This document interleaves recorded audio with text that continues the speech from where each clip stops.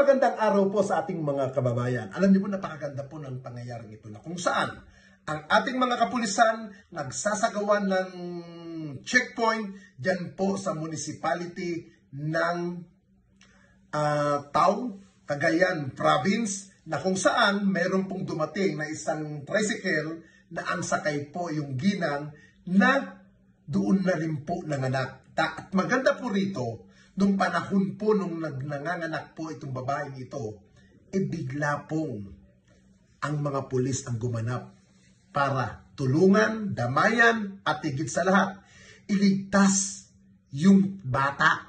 Kaya po, mga kababayan, pagpapakita lamang po ito na ang ating mga kapulisan ay hindi lamang po nagtatrabaho para labanan ang criminality, sumpuin ang criminality, bagkus sila po'y nagtatrabaho para iligtas ang buhay ng ating mga kababayan sa oras ng panganib ng buhay. Kaya again, maraming salamat dyan po sa Region 2 ng ating kapulisan. Siyempre sa pamumuno po yan ng aking kaibigan na matagal ko na pong kakilalang personal. Walang iba kung hindi ang kanilang Regional Director na butihin at best friend natin. Walang iba kung hindi si Police Brigadier General Anthony Maralan. Kaya sir, congrats po sa mga tao niyo po, pagpapakita lamang na tunay kayong may malasakit sa ating bayan. At syempre, simple lang naman ang gusto ng ating PNP Chief, Jose Melencio Nartatis Jr.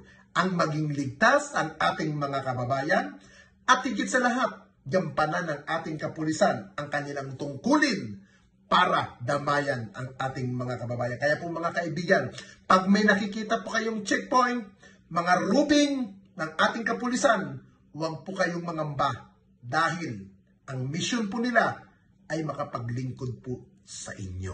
Alinsunod sa direktiba ni Pangulong Ferdinand Romualdez Marcos Jr. na maramdaman ng bawat Pilipino ang mabilis, tama at pusong serbisyo ng pagmamahalan, muling pinatunayan ng Philippine National Police sa ilalim ng pamumuno ni Acting Chief PNP Police Lieutenant General Jose Melencio Nartatis Jr.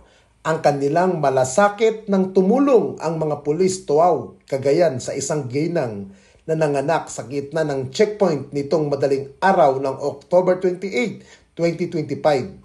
Bandang alas 3:30 ng umaga sa Barangay San Luis, nagsagawa ng regular na checkpoint ang mga tauhan ng San Luis Forward Operating Base 202 Maneuver Company Regional Mobile Force Battalion 2 sa pangunguna ni Police Lieutenant Paulo Kyle T. Apostol nang tuminto ang isang tricycle na sakayang isang 21 anyos na ginang kasama ang kanyang asawang si Daniel R. Bumatay, 26 anyos, bigla na lamang ininda ni Ginang Kabunag ang matinding sakit at nagsimulang manganak.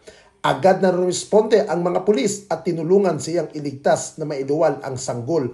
Bandang alas 3:38 ng umaga, pagkatapos ng matagumpay na panganganak, dinala ng mga tauhan ng RMFB 2 ang mag-ina sa Bulagaw District Hospital para sa karagdagang gamutan.